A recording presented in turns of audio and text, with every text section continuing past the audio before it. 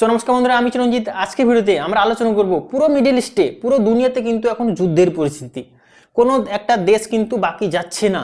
কিন্তু এই যে আমাদের নেক্সট জেনারেশন, এমন একটা পরিস্থিতি হচ্ছে যেখানে কিন্তু শক্তি ছাড়া, কোনো দেশের যদি শক্তি নেই, কোনো দেশের যদি মানে নিজেদের লড়াই করার মতন ক্ষমতা নেই, তাহলে কিন্তু অন্য দেশ এসে কিন্তু হামলা করবে।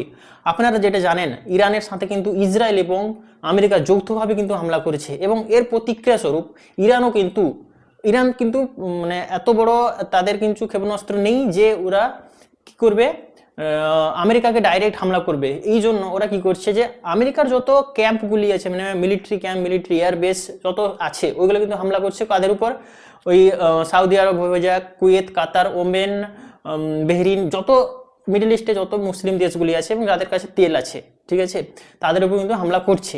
এবার বলে রাখি, আমাদের পার্শ্ববর্তী দেশ পাকিস্তান এবং যে আফগানিস্তান আছে, উনাদের মধ্যে কিন্তু যুদ্ধ শুরু হয়ে গেছে। এবার বলে রাখি, যেটা আপনারা জানেন যে ইউক্রেন এবং রাশিয়ার মধ্যে কিন্তু যুদ্ধ চলছে। তো পুরো দেশের মধ্যে, ঠিক আছে, দেশ বলে সরি, পুরো ওয়ার্ল্ডের মধ্যে কিন্তু যুদ্ধ এখন শুরু হয়ে গেছে। তো এই যে পরিস্থিতিটা হঠাৎ কেন এলো, তো এই ভিডিওতে আপনারা সম্পূর্ণ জানতে পারবেন। ভিডিওটা শুরু থেকে লাস্ট পর্যন্ত দেখবেন, তাহলে কিন্তু বুঝতে পারবেন। এবং চ্যানেলে যারা নতুন এসেছেন, চ্যানেলটিকে অবশ্যই সাবস্ক্রাইব করবেন এবং পাশে থাকবেন আমার, ঠিক আছে। এবার বলে রাখি, যুদ্ধটা শুরু হলো কেন। আপনারা যেটা জানেন, ইরানের সাথে কিন্তু আমেরিকার কিন্তু একটা খুব ভালো সম্পর্ক না। ইরানের উপর কিন্তু বিভিন্ন রকম স্যাংশন লাগানো আছে। এবার এই স্যাংশনেরটা লাগানোর কারণ কি ছিল? স্যাংশনের লাগানোর কারণ ছিল যে ইরান কিন্তু নিউক্লিয়ার যে হাতিয়ার ওটা মানে এখনো কিন্তু বানাচ্ছে বলতে গেলে চলে। এবার এটা কিন্তু যেটা ইসরায়েল আছে, ইসরায়েল কিন্তু নিজের উপর থ্রেট দেখে, এবং এই জন্য ইসরায়েল এবং আমেরিকা দুজন মিলে কিন্তু এটা মোটামুটিভাবে যেটা একটা বললাম যে হামলা করছে। এবার বলে রাখি, আফগানিস্তান সাথে পাকিস্তানের হঠাৎ কেন যুদ্ধ শুরু হয়ে গেল? এতদিন পর্যন্ত চুপচাপ সব কিছুই ছিল। এবার আসি মেন যেটা এখানে মাথা খেলছে, মেন মাথা খেলাচ্ছে এখানে হচ্ছে আমেরিকা, ডোনাল্ড ট্রাম্প। আপনারা জানেন কিছুদিন আগেই কিন্তু যেটা ডোনাল্ড ট্রাম্পের অ্যাপস্টিন ফাইলের নাম এসেছিল, এবং তার ইমেজের উপর একটা কিন্তু বড় ছবি, একটা মানে সবাই কিন্তু পছন্দ করছিলেন না, সবাই সমালোচনা করছিলেন যে ছোট ছোট মেয়েদের সঙ্গে যে বিভিন্ন রকম যে ছবি উঠে এসেছিল, ঠিক আছে, যে একটা আইল্যান্ডের উপরে কিন্তু যত সমস্ত, মানে আপনারা অ্যাপস্টিন ফাইলটা কথা শুনেছেন, যদি না শুনেন তাহলে কমেন্টে করবেন। অ্যাপস্টিন ফাইল নিয়ে একটা কিন্তু আমি সম্পূর্ণ বিশ্লেষিত ভিডিও কিন্তু আপনাদের সামনে নিয়ে আসবো। এই অ্যাপস্টিন ফাইলের নাম আসার কারণে আমেরিকায় কিন্তু যে লোকপ্রিয়তা ডোনাল্ড ট্রাম্পের ওটা কিন্তু কমে গেছিল। এবার লোকেদের যে ধ্যানটা আছে, ধ্যানটা কিন্তু মোড়ার কথা, ধ্যানটা অন্য জায়গায় নিয়ে যাওয়ার জন্য, এটা একটা মেন কারণ আমি বলে রাখি, অন্য জায়গায় নিয়ে যাওয়ার জন্য এখানে কি করে, বিভিন্ন রকম প্ল্যান শুরু করে, যে পুরো দেশ, পুরো ওয়ার্ল্ডের যে মিডিয়া আছে, মিডিয়া কিন্তু ওই যে অ্যাপস্টিন ফাইল বা আমেরিকার যে আমেরিকায় বলে রাখি, যেটা বিভিন্ন দেশের উপর স্যাংশন লাগিয়েছিল, স্যাংশন মানে অ্যাডিশনাল যে ট্যারিফ লাগিয়েছিল, স্যাংশন বলে ভুল হবে, ট্যারিফ লাগিয়েছিল, ওটা কিন্তু আমেরিকার কোর্ট কিন্তু ওটা খারিজ করে দেয়, এবং সব দেশের উপর থেকে কিন্তু ওই যে ট্যারিফ যে এক্সট্রা লাগিয়েছিল ওটা কিন্তু ইললিগাল বলে।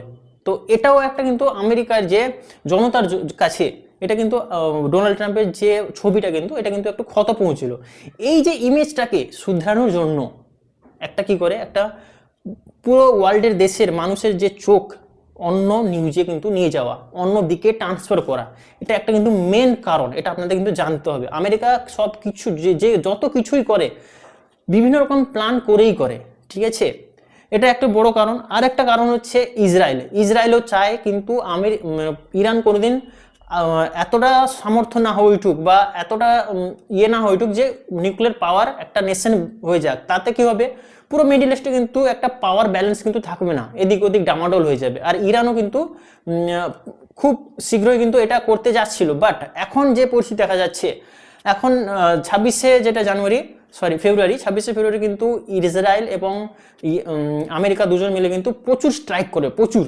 এবার এই স্ট্রাইকের বিরুদ্ধে কিন্তু ইরানও কিন্তু বিভিন্ন যে মিডল ইস্টের বিভিন্ন যে আমেরিকার ক্যাম্পগুলো আছে এবং বিভিন্ন রকম যে যেখানে জনবসতি এরিয়া, ঠিক আছে, পাবলিক এরিয়া, ওখানে কিন্তু বম কিন্তু ক্ষেপণ করে।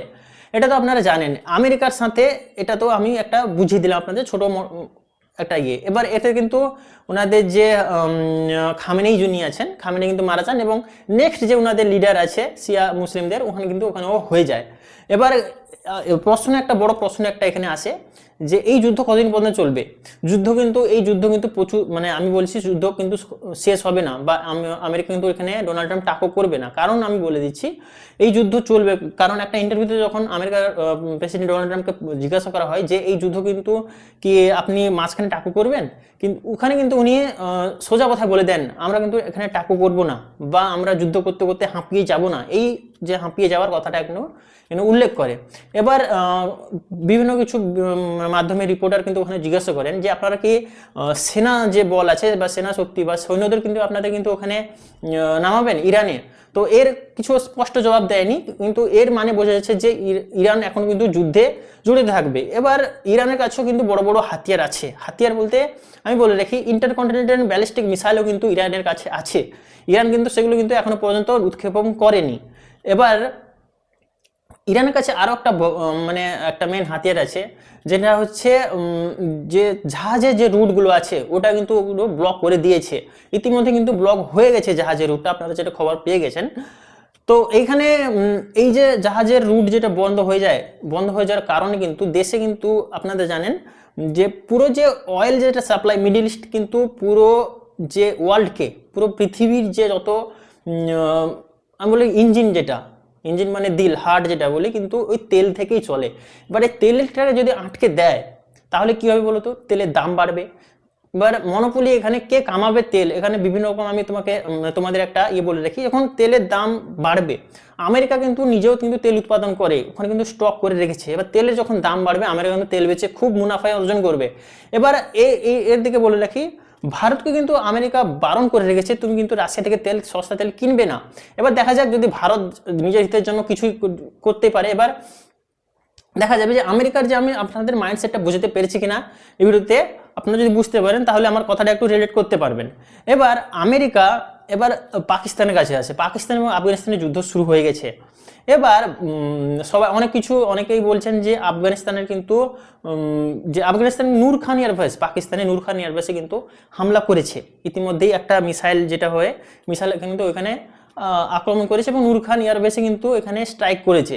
এবার এই স্ট্রাইকের ফলে এই যে মানে আফগানিস্তান এবং পাকিস্তানের যুদ্ধটা কিন্তু একটু চেপে যাচ্ছে, কারণ যেখানে আমেরিকার সাথে ইরানের যুদ্ধ চলছে সেখানে কিন্তু এই যে ফুটেজটা কিন্তু একটা পাচ্ছে না, কিন্তু আপনারা কিন্তু খবর পেয়ে যাচ্ছেন, ইন্টারন্যাশনাল মিডিয়া কাছে কিন্তু এটাকে চাপিয়ে দিচ্ছে অবশ্যই, বাট এই খবরটা আপনারা পেয়ে গেছেন।